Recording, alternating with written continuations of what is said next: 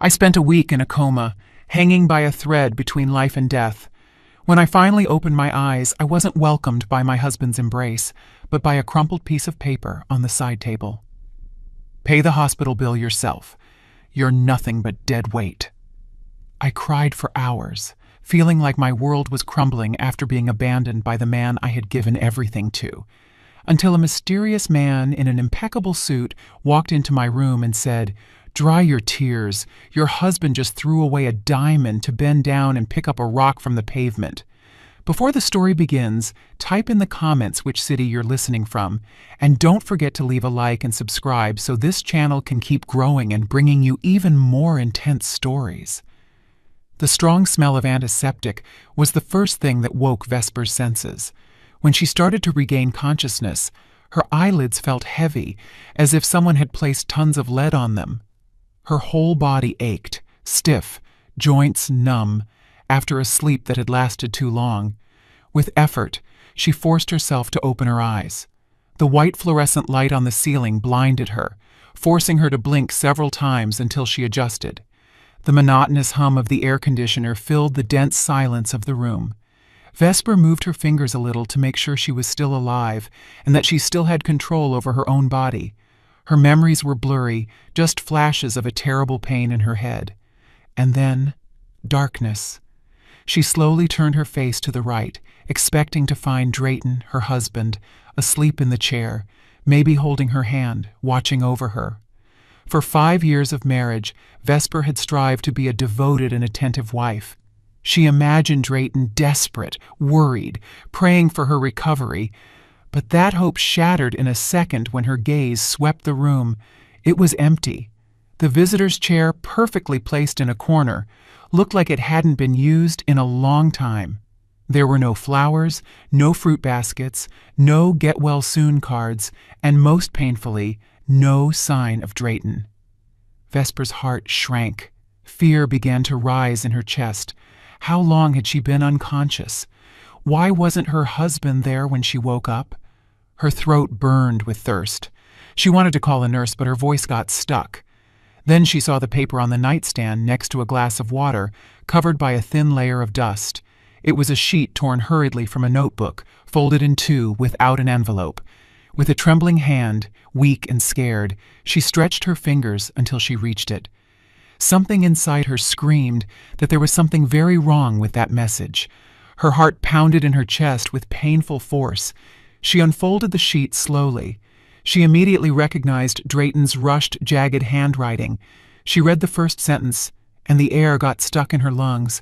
The message was brutal, no chaser. She had to pay all the hospital expenses herself when she woke up. The next line was even crueler.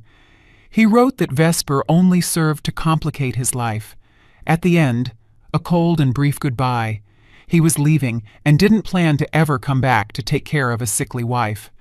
The paper slipped from her fingers and fell to the floor. For Vesper, the entire world collapsed in that instant. The tears she had tried to hold back flowed uncontrollably down her sunken cheeks. Her sobs broke the frozen silence of the room. The physical pain of waking up from a coma was nothing compared to what was tearing her chest apart. She cried inconsolably, mourning her luck. She remembered every sacrifice she had made, how she accepted living simply, how she saved every single dollar for their future, how she bent over backwards to attend to Drayton, how she gave in time and time again to his massive ego. And the payment for all of that had been abandonment in her moment of greatest vulnerability. Being treated like a nuisance and tossed out like trash. She felt like the most naive woman in the world for having loved a man like him. The tick-tock of the wall clock marked the hours while Vesper sank into endless weeping. Her eyes were swollen, her breathing ragged, and she felt a sensation of absolute emptiness. She had no parents, no siblings left. Now she was husbandless too. She felt completely alone, with no reason to keep living. At the peak of her despair, when she could only stare blankly at the ceiling, she heard the door handle turn. She didn't move. She thought it would be a nurse checking her IV, or a doctor irritated about the unpaid bills. But the footsteps that entered were firm, confident, different from the rushed steps of the staff. The figure approached her bed. The scent of expensive, elegant cologne began to displace the smell of medicine.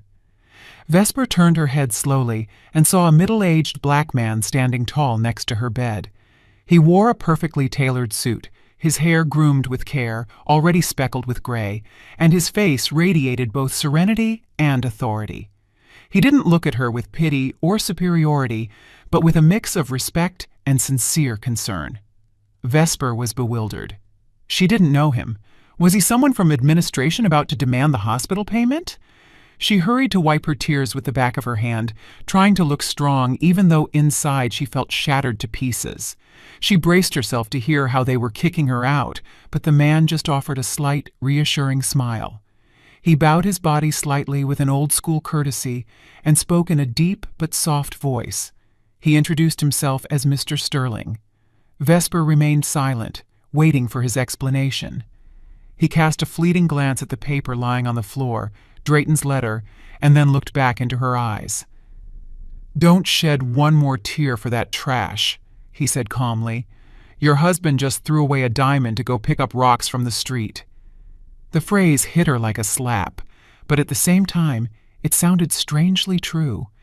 Mr. Sterling took a step closer, and with a tone loaded with intention added, "Drayton just made the biggest mistake of his life, because he has no idea who you really are." Those words made Vesper's skin crawl. It was as if this man knew a secret about her own life. She looked at him with a furrowed brow, unable to reconcile her reality as an apparently poor and lonely woman with such a metaphor about diamonds. For years, she had seen herself as an orphan struggling to survive in the city before meeting Drayton 5 years ago. She never had clear memories of her childhood, just blurry fragments she could never fit together. She had always attributed that void to trauma from an accident Drayton had told her about. With a hoarse voice, Vesper asked Mr. Sterling to explain what those words about diamonds and rocks meant. He pulled a chair from the corner of the room, placed it next to the bed, and sat down without losing his upright and respectful posture. He began to speak carefully but clearly. He told her that 5 years ago she had suffered a very serious accident that caused partial amnesia.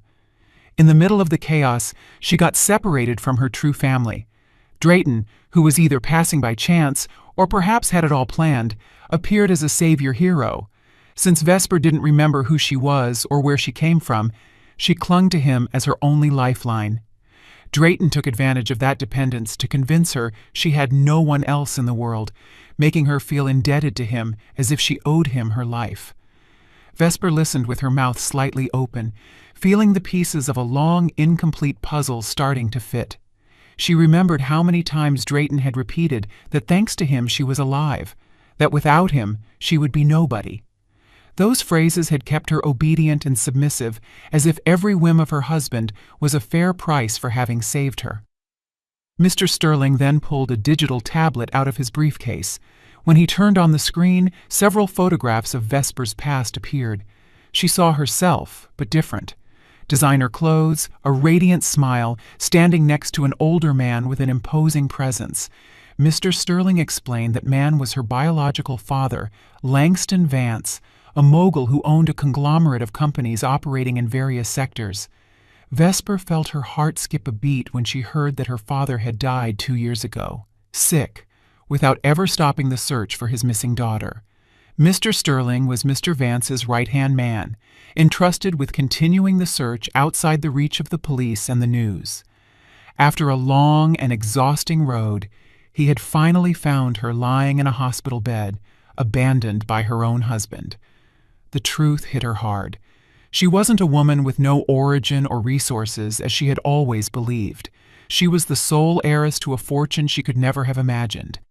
And yet, the pain of Drayton's betrayal didn't dissipate. Knowing who she really was made everything he had done seem even crueler. Mr. Sterling slid his finger across the screen and showed another type of document, bank statements. He explained that during the week Vesper was in a coma, he had investigated Drayton. The account movements revealed that he had secretly drained all their shared savings, the money Vesper had gathered dollar by dollar with so much effort. Instead of using it for her treatments or their future, he had transferred it to the account of a woman named Kaylin. That name felt painfully familiar. Kaylin was her best friend, the woman she used to eat with at home, the confidant for all her relationship problems.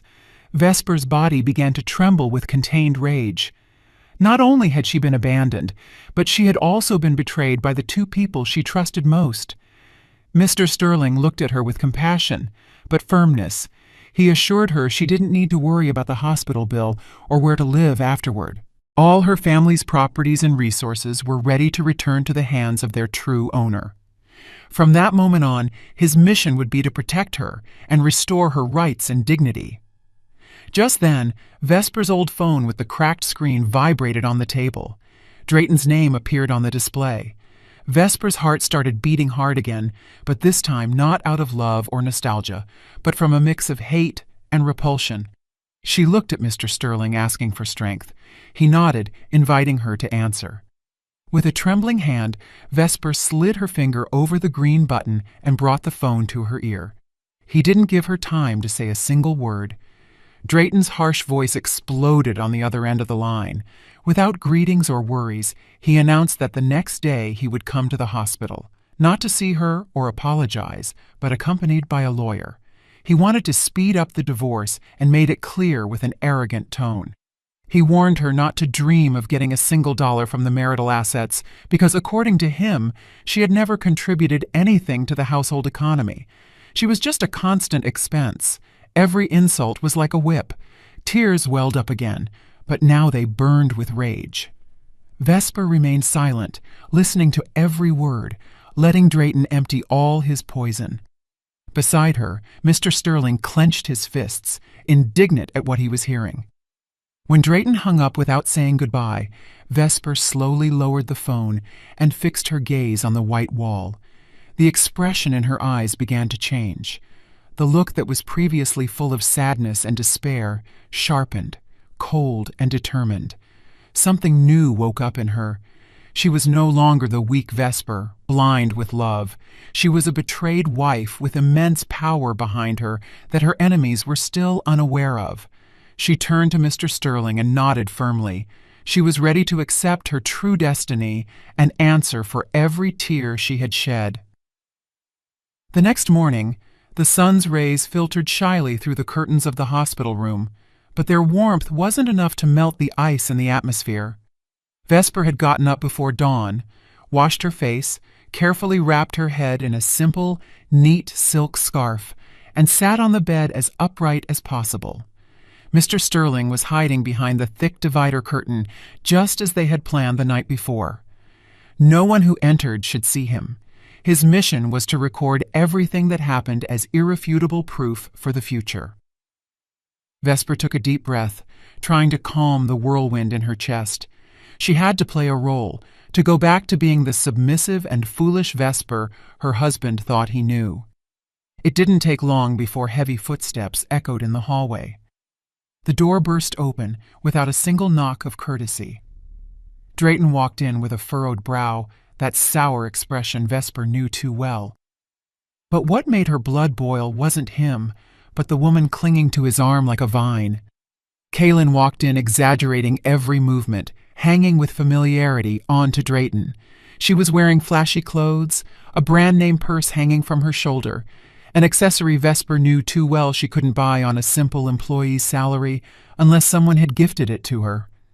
Vesper lowered her gaze, hiding the flash of hate burning in her eyes and adopting a sad, pleading expression. Drayton didn't waste time asking about her health or how she felt after being on the brink of death. He walked straight to the bed, looked her up and down with a gaze of contempt, and snorted as if her presence was just one more nuisance in his schedule. He roughly threw a red folder onto Vesper's lap. The impact startled her. She didn't need to open it to know what it contained. They were the divorce papers he had promised over the phone. Drayton crossed his arms over his chest and planted himself in front of her like a cruel judge facing a defenseless defendant. He started speaking in a high, strident voice, proclaiming he was sick of taking care of a perpetually sick woman. He said Vesper was nothing more than an economic burden, slowing down his rising career. He claimed he needed a partner on his level, someone who could shine with him in front of his partners, not a basic woman who only knew how to give him problems. Every word was a knife sticking into Vesper's heart, but she swallowed them one by one without responding. Beside him, Kaylin smiled smugly. That friend who had so many times asked to borrow money was now looking at her with the arrogance of someone who thinks they've won the game. She even allowed herself to comment in a mocking tone that Vesper should have the dignity to let Drayton go so he could be happy with a more suitable woman. Vesper slowly raised her head and looked at both of them with eyes full of calculated tears. She let them slide down her cheeks, not out of sadness, but to perfect her performance. With a raspy, weak voice, she asked, "Is there really no second chance for our marriage?" The answer was a cruel laugh from Drayton. He laughed out loud as if he had heard an absurd joke. He pointed his finger at her and said there was no point in keeping trash inside the house. He stated his decision was made, and nothing and no one would change it. He urged her to sign the documents once and for all because he had much more important things to do than put up with his wife's drama. With a trembling hand, partly from contained rage and partly on purpose, Vesper opened the red folder. Her eyes scanned the clauses, all blatantly unfair. In them, she renounced any right to common assets and committed not to claim any type of alimony after the divorce. Drayton wanted to leave her on the street without a cent. She took the pen he held out to her. She held her breath for a few seconds. Inside, she promised herself that this signature wouldn't be the seal of her defeat, but the beginning of a war. She put the tip on the paper and traced her name slowly, letter by letter, over the fiscal stamp. As soon as she finished, Drayton snatched the folder from her hands as if he feared she would regret it. His face lit up with relief and satisfaction. He checked the document briefly and smiled widely at Kaylin. They looked like a couple who had just won the lottery. Drayton even allowed himself to kiss Kaylin's cheek right in front of Vesper, a scene so repulsive it almost made her stomach turn. Then he looked at her one last time and declared that from that day on they were two strangers. He warned her not to call him again, and definitely not to show up at his job or his new house asking for money. He said he couldn't stand to see her face ever again. Vesper lowered her head, keeping silent, but when Drayton and Kaylin turned their backs and walked toward the door, she looked up. Her gaze no longer had a trace of sadness. It had turned cold and cutting. The moment Drayton rested his hand on the handle, she spoke in a low but clear voice, very different from the weak tone before. "Remember this second well, Drayton. You are the one kicking me out. You are the one throwing me in the trash. Don't you ever dare kneel to ask me to come back." Drayton stopped for a rigid instant.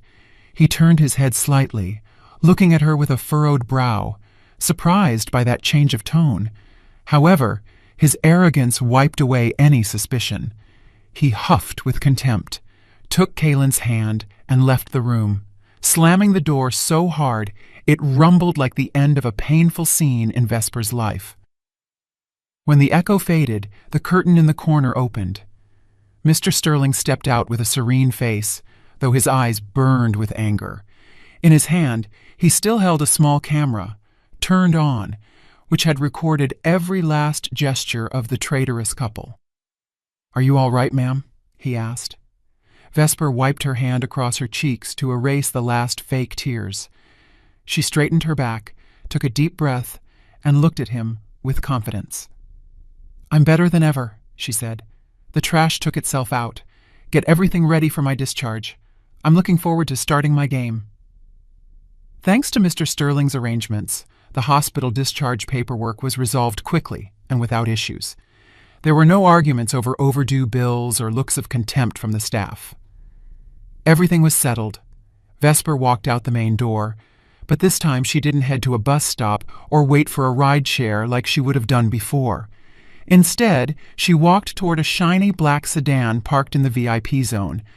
A uniformed chauffeur stepped out briskly, opened the back door, and bowed with respect.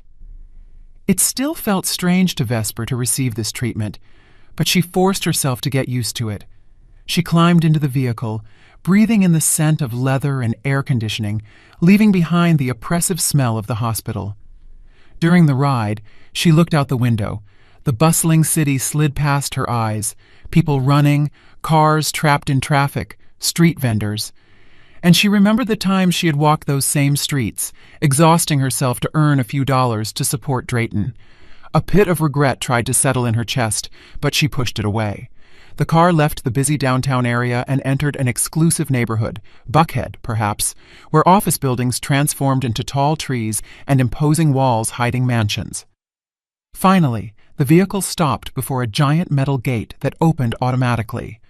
Vesper held her breath, seeing the construction rising in the background, a majestic mansion of classic architecture surrounded by an impeccable lawn and a central fountain shooting jets of crystal-clear water. Suddenly, childhood memories burst into her mind like flashes of light. She saw herself running through that garden, heard the laugh of a man lifting her in his arms near the fountain.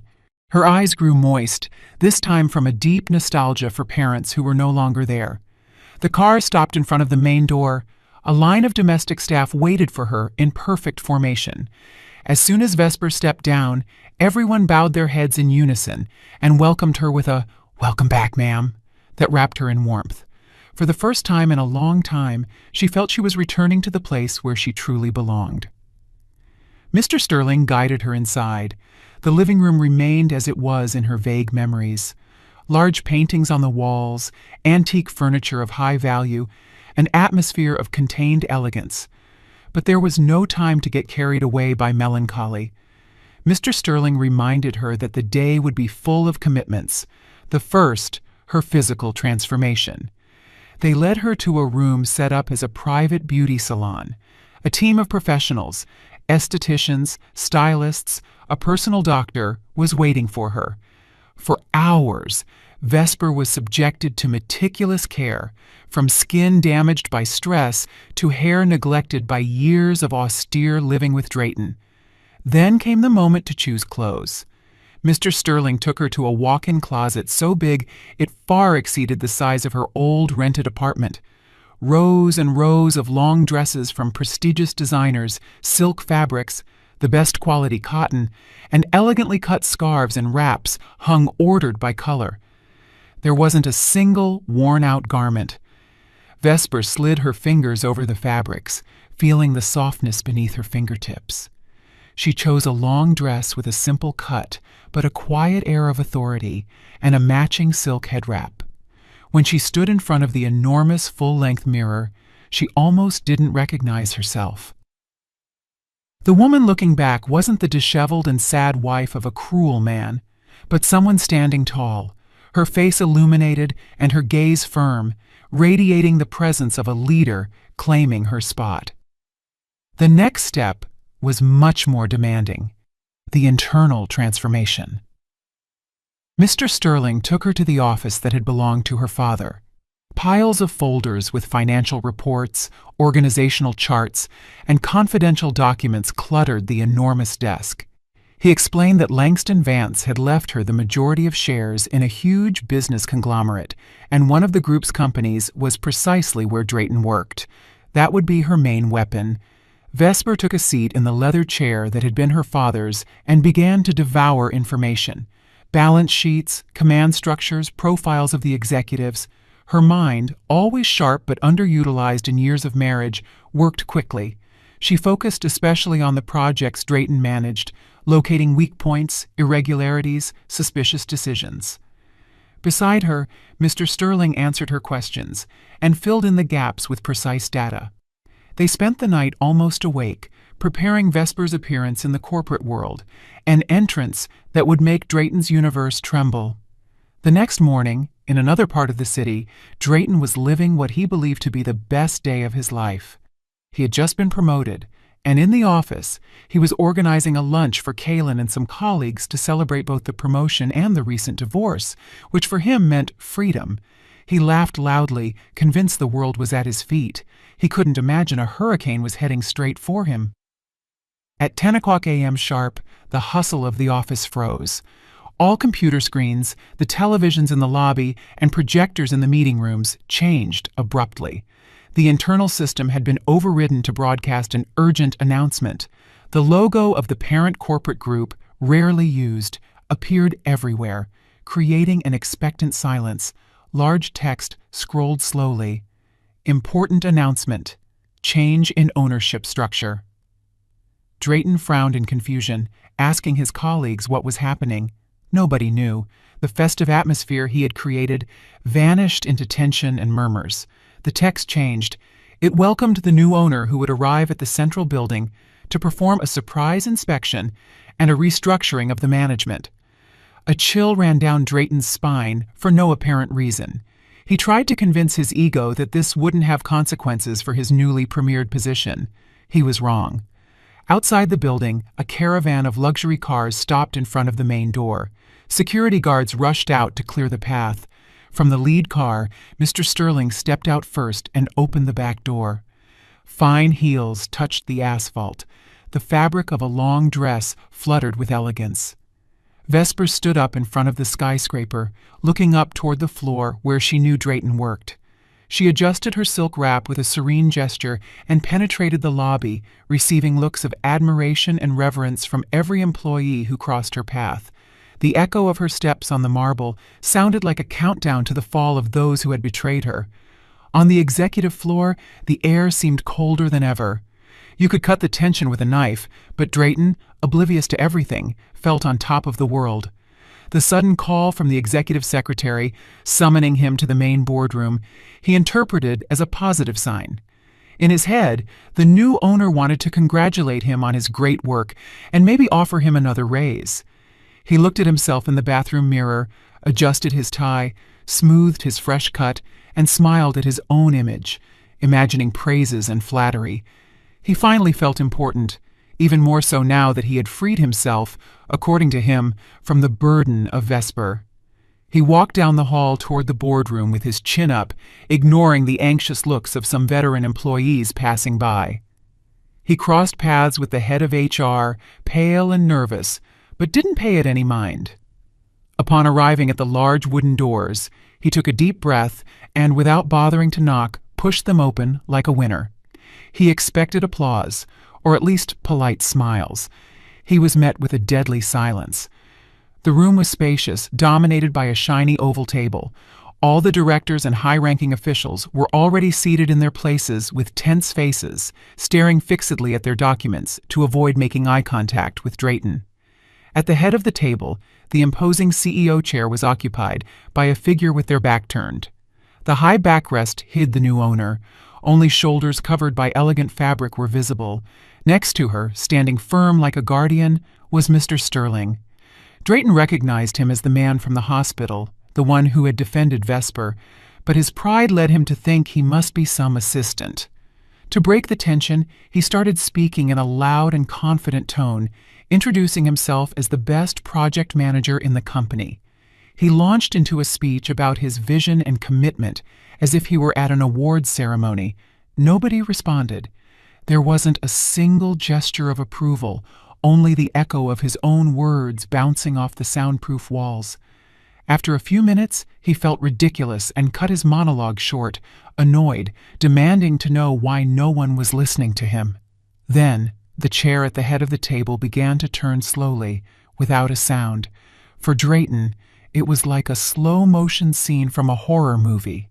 First, he saw a feminine hand holding an expensive pen, then the sleeve of a long silk dress, then the impeccable edge of a head wrap, and finally, a face he knew better than anyone. Time stopped for him. His eyes opened so wide they looked about to pop out of their sockets. His mouth hung half open, unable to utter a sound. The color drained from his face until he was left the shade of wax. In the seat of ultimate power sat Vesper, but not the pale hospital-smelling Vesper from days ago. This was a different Vesper, glowing, with an aura of authority that crushed his ego. Her gaze was cold and sharp.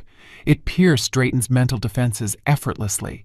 He took a step back, legs trembling, mumbling that this was impossible, that it must be a sick joke. He tried to laugh, a broken, hysterical laugh, pointing at her while screaming for someone to get that crazy woman out of there. He ordered security to expel her. He protested to the directors for allowing his ex-wife in.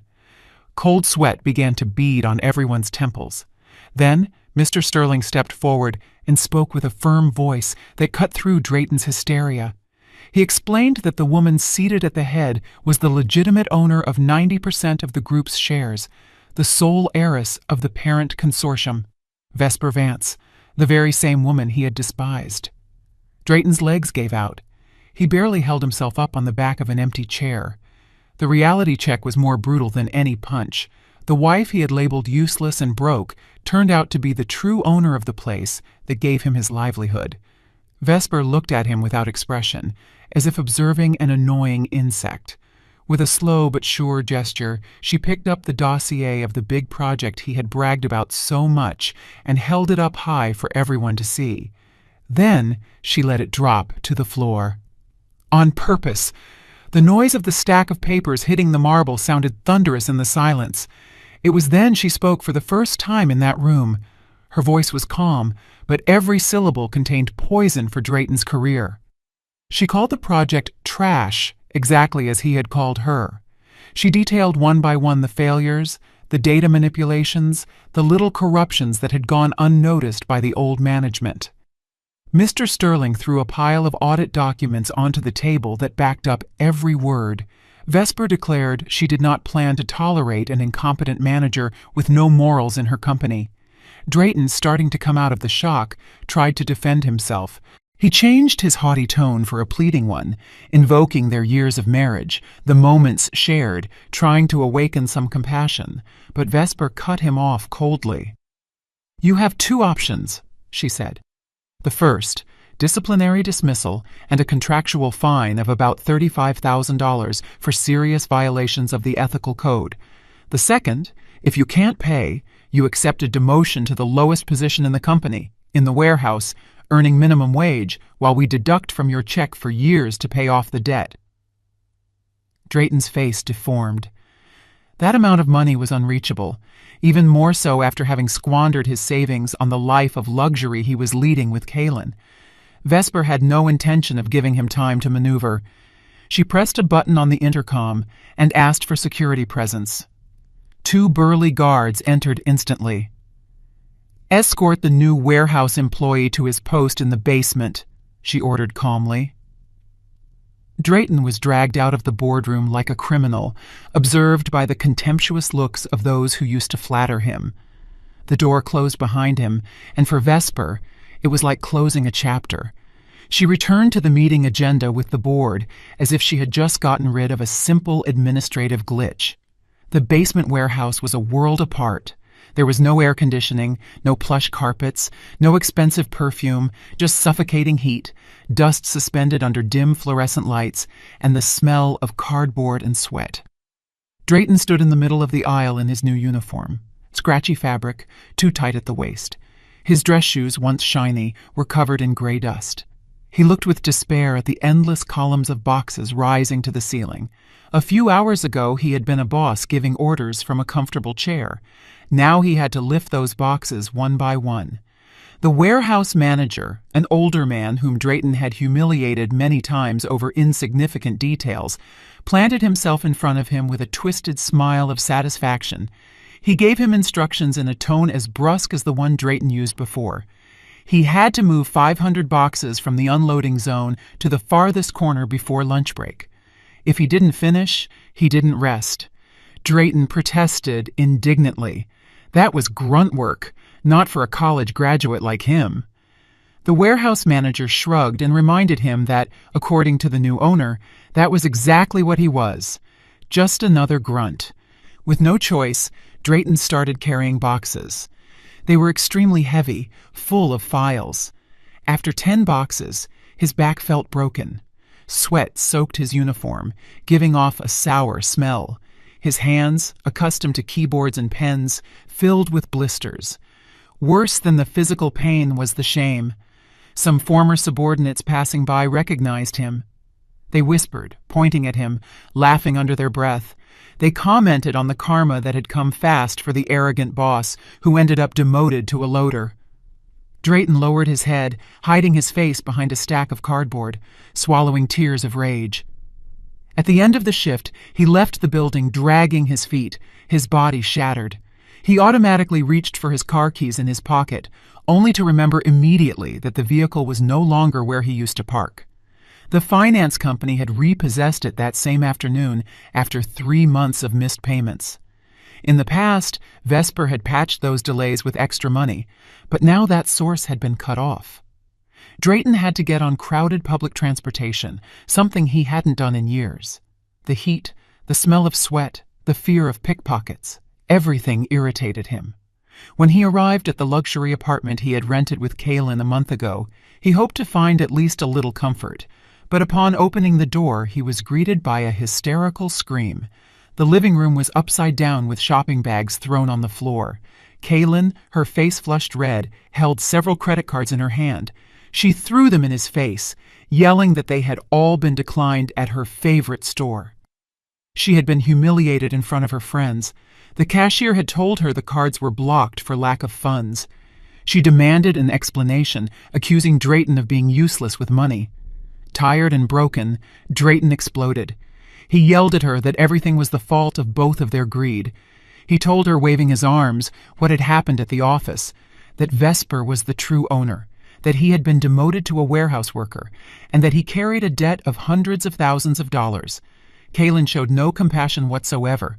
On the contrary, she became even more furious. She insulted him for being stupid enough not to find out who his wife really was in all those years. The argument escalated. Reproaches and curse words were exchanged. There was no trace left of the love they had proclaimed, only fear of falling into poverty. The next day, Kaylin, unable to accept her new poor life, made an impulsive decision. Convinced that Vesper had no right to treat them like that, she applied makeup heavily, put on a dress that was already a bit worn, and showed up at the corporate group's central building. She stormed through the lobby screaming, demanding to see Vesper.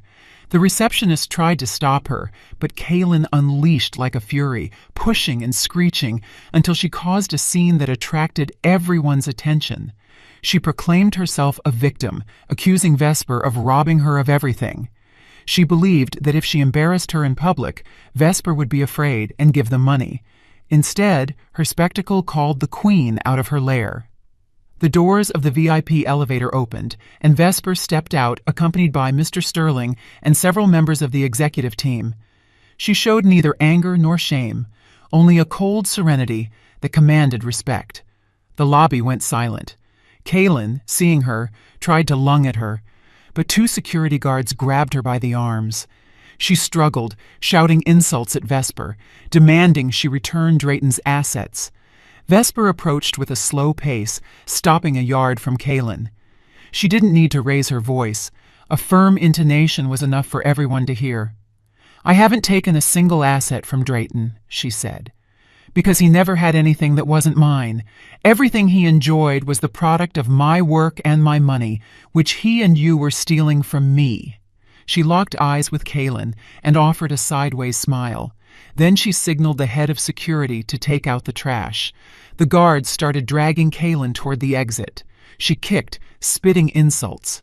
As she passed Vesper, Vesper leaned in a little and whispered in her ear with cutting coldness, "Keep your man. Take whatever is left of my ex-husband. I don't need second-hand goods with broken morals." The words pierced Kaylin's dignity like a spear. She was thrown onto the hot pavement of the street in front of the curious gaze of dozens of people. The automatic doors closed, separating a humiliated Kaylin from the interior of the building where Vesper remained in her glass tower. Kaylin broke down crying on the asphalt, aware she had lost the battle before it even started. That same night, torrential rain fell over the city, as if the sky were crying, contemplating the blackness of the human heart that was about to be completely exposed. In her spacious and cozy office, Vesper remained thoughtful, watching the drops hit the glass. Thunder rumbled in the distance, accompanying the night silence. Since taking control of the company and returning a small part of the pain they caused her to Drayton and Kaylin, she felt part of the burden had lightened. However, Something still didn't fit, the cause of her sudden fall into a coma. The doctor had spoken of extreme stress and exhaustion, but her body told her otherwise. The suffering before fainting had been too strange. 3 soft knocks were heard on the door, and Mr. Sterling's voice asked permission to enter. He held a black folder in his hand, distinct from the usual colorful folders. The man's face was more serious than ever. The wrinkles on his forehead were deeply marked. He deposited the folder in front of Vesper with an almost ritual slowness, as if placing a dangerous artifact. She looked at him, seeking answers, but he only nodded, inviting her to read for herself. With a racing heart, Vesper opened the folder. The first page was a toxicology report from a prestigious private forensic lab. Her eyes scanned the lines full of medical terms until stopping at a phrase underlined in red. Traces of highly toxic chemical substances had been found in her blood, similar to rat poison and arsenic, in small doses, but lethal when accumulated. Vesper's hands began to tremble. Dizziness forced her to grab the edge of the table. This wasn't an illness or tiredness. Someone had tried to poison her slowly. She turned to the next page, hoping to discover it was all a mistake, but she found something even worse. Mr. Sterling had hired a private detective to follow Drayton and Kaylin's steps during the month prior to the coma. Those pages included slightly blurry but clear photos of Kaylin buying suspicious substances in a black market for chemicals. There were also copies of receipts for the purchase of poisons and records of containers found in her apartment's trash. The story was evident. Not only were they unfaithful, but they also conspired to kill her. Vesper suddenly remembered how weeks before getting sick, Drayton had become especially attentive with her dinners and drinks. Every night he prepared her a glass of hot milk or a relaxing tea so she would sleep better. At that moment, she had interpreted it as a gesture of affection and concern. Now, every sip transformed into one more step toward the grave he and Kaylin were digging with patience. The unbearable headaches, the constant nausea, the sudden fall into a coma, everything had an origin. The poison carefully dosed by the person sleeping next to her. Mr. Sterling, with a somber expression, explained the final motive. Drayton had secretly taken out a life insurance policy in Vesper's name worth several hundreds of thousands of dollars. If she died from a sudden illness, he, as the sole beneficiary, since her true identity hadn't been revealed yet, would collect an amount capable of financing a life of luxury abroad alongside Kaylin. Tears furrowed Vesper's face, but they were no longer of sadness, but of fury. She imagined Drayton watching her get worse day by day, maybe smiling on the inside. The plan was perfect. Without Mr. Sterling's appearance and without the medical tests, her death would have been catalogued as natural, and Drayton would be celebrating on some distant beach while she lay in an anonymous grave.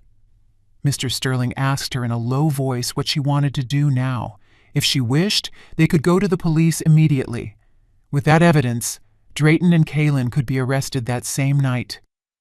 Vesper stared into the darkness behind the window, illuminated by a lightning bolt that hardened her features. She shook her head.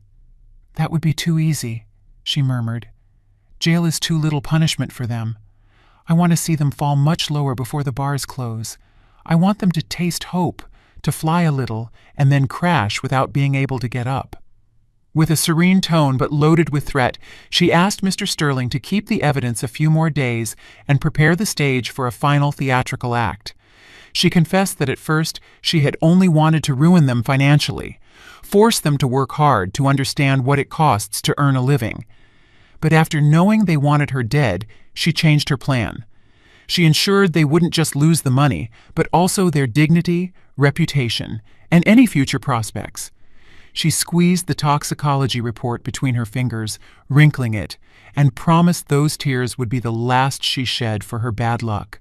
The next day, she would be judge and executioner of her own past. A week passed since Drayton was demoted to the warehouse. His life alongside Kaylin sank into absolute misery. They lived in a small, damp rooming house on the outskirts, far from the luxury of the apartment before. The money left from Kaylin's savings was already gone paying debts from their unbridled lifestyle, and Drayton's check hadn't hit the account yet. They ate instant noodles, sharing a single packet between the two, saving gas carefully.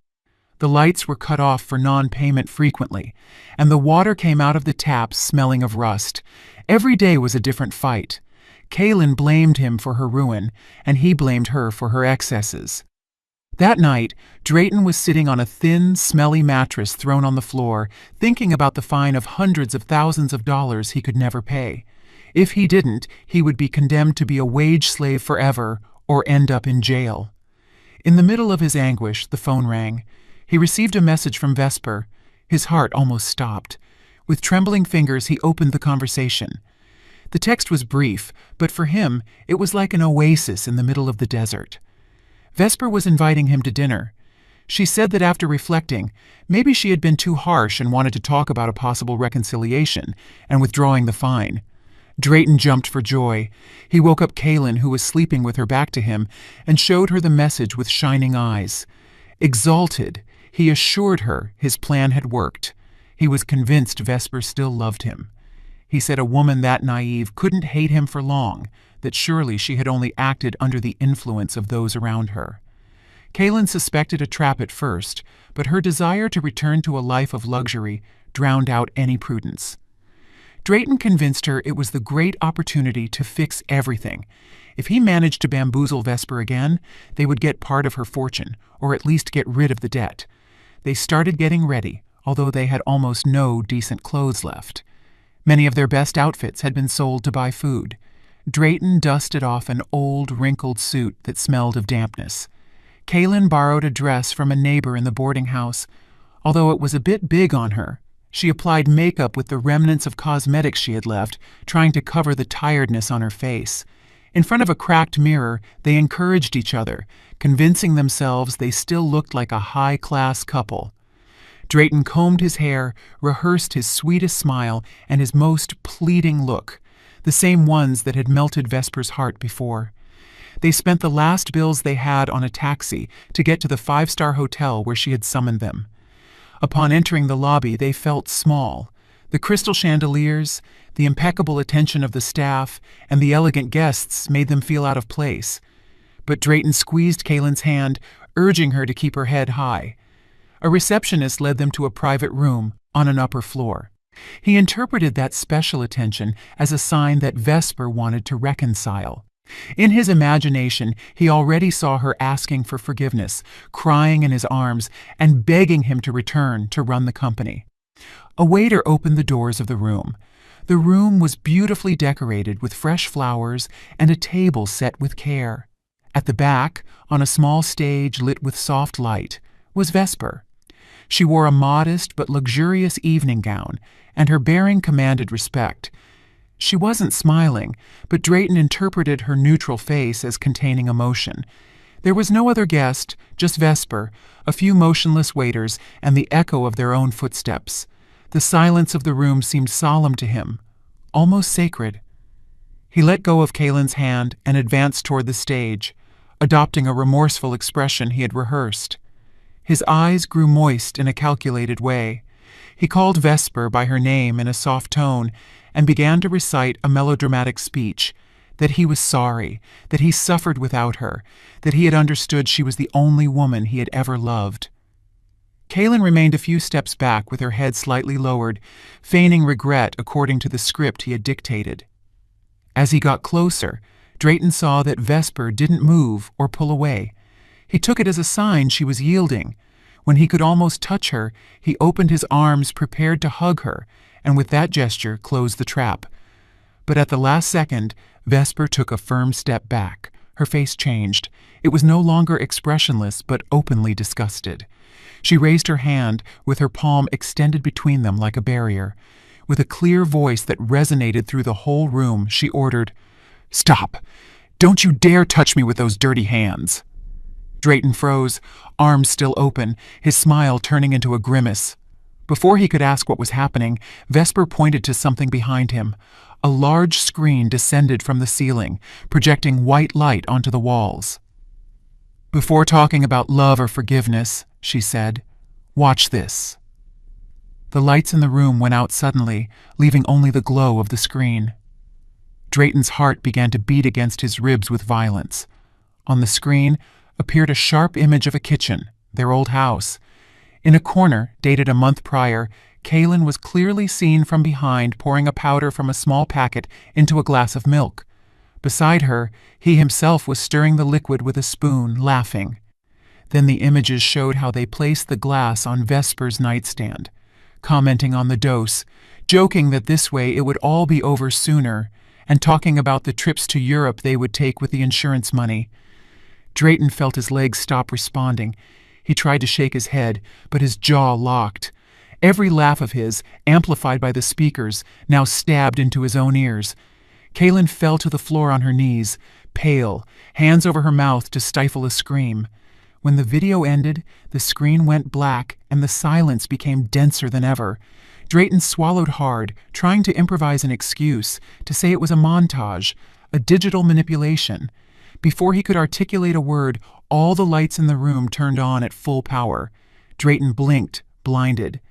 When his eyes adjusted, he discovered the room wasn't empty. At the tables, in the shadows he hadn't seen before, sat dozens of people. In the front row, the company's main investors, the board of directors that had demoted him, and several veteran partners of Langston Vance, all looking at him with a contempt that froze him. To one side, a group of journalists wielded cameras and microphones, recording every one of his reactions. Near the door, lined up, several police officers in uniform waited for instructions. It wasn't a reconciliation dinner. It was a public trial, designed by Vesper to strip their crimes bare before the world. She didn't just want to stop them. She wanted to ensure they never raised their heads again, without everyone remembering who they were.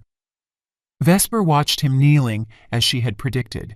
She remembered what she had told him in the hospital. Never to kneel, to ask her to come back. Now she had him prostrate, but not out of love, but out of fear. She took the microphone Mr. Sterling handed her. Her voice filled the room, serene but relentless. She explained to those present that what they had just seen was the reason she had been so harsh with her ex-husband. She said perhaps she could forgive infidelity and even theft of money, but never a premeditated attempted murder.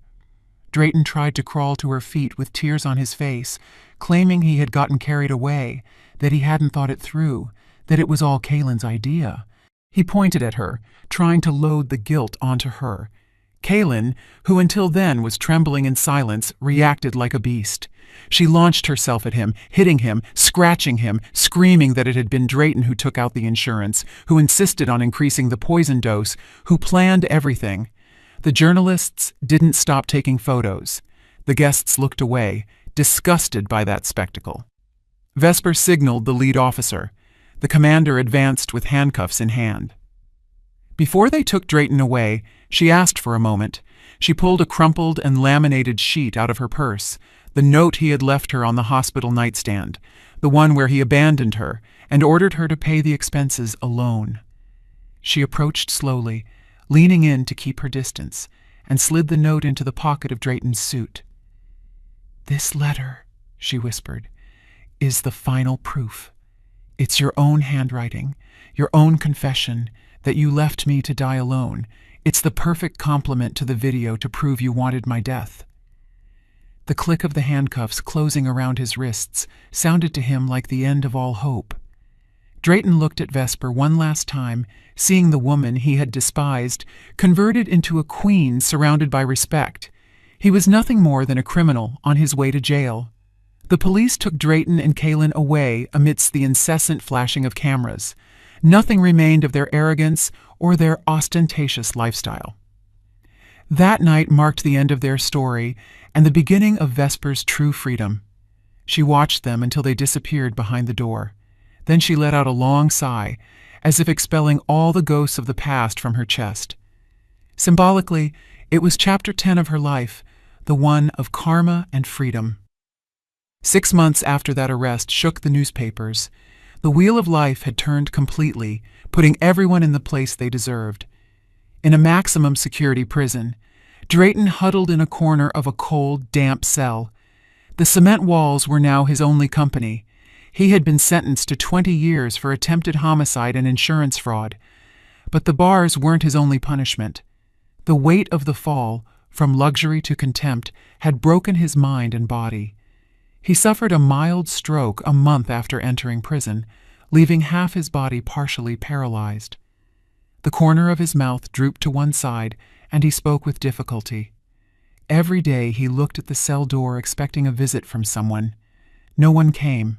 His former co-workers had erased him from their memory or laughed at him in private. His family, ashamed, cut all contact. Kaylin, the woman for whom he risked everything, was imprisoned in another center where it was said she starred in constant fights with other inmates. Drayton was truly alone. At night, in the silence broken only by prison noises, Vesper's figure appeared to him again and again. He remembered how she massaged his feet after long shifts, how she prepared his favorite meals, how she took care of him when he had a fever. Regret whipped him like a raging sea against a rock. He cried without sound, tears mixing with the dirt on the floor. He understood now how stupid he had been to throw away a diamond to pick up a rock, just as Mr. Sterling said. He had had a perfect, generous, and rich wife, and he lost her out of ambition and lust. Now sick and crippled, there was no one to feed him or clean him. His hell was the result of his own decisions, and he would have to inhabit it for long years. On the other end of the city, at the very top of a modern skyscraper, Vesper leaned on the railing of her office terrace. The afternoon breeze caressed her face and gently moved the fabric of her silk wrap. At her feet lay the city illuminated by a golden sunset. She had earned respect not just as an heiress, but as a firm and fair businesswoman. Under her leadership, her father's companies had grown solidly. However, her greatest achievement wasn't in the numbers, but in the foundation she had just inaugurated a week prior. This foundation was dedicated to helping women victims of domestic violence and single mothers abandoned by their partners. Vesper didn't want any other woman to feel as helpless as she had felt in that hospital bed. It offered legal advice, professional training, and seed money for small businesses. Every time she saw a woman recover her smile, stand up, and build a new life distant from abuse, she felt a satisfaction much deeper than any financial profit. Her heart, once full of wounds, was now filled with purpose. There was no space left for resentment. The glass doors of the terrace opened, and Mr. Sterling stepped out with 2 cups of steaming tea. He wore an expression of serene pride on his face. He placed one of the cups on the table and stood beside her, contemplating the horizon. In his mind, he remembered the first time he saw her in the hospital, fragile and broken, and he couldn't help but be amazed at the powerful and compassionate woman standing before him now.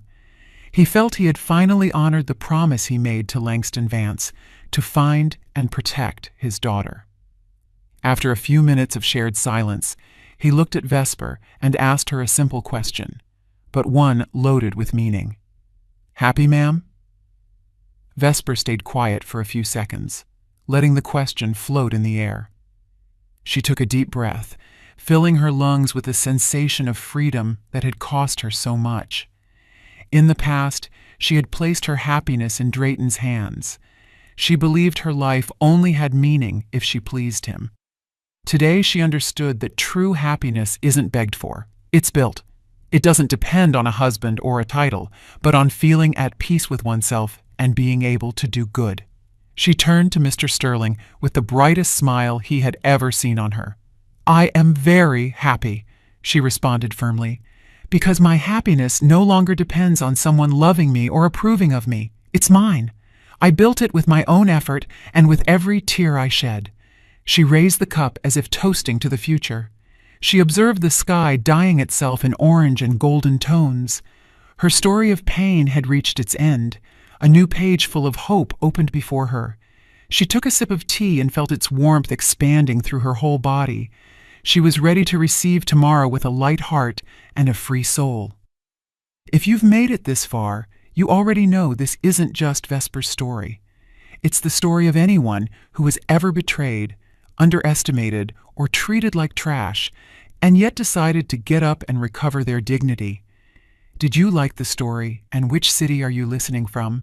Let's meet in the comments.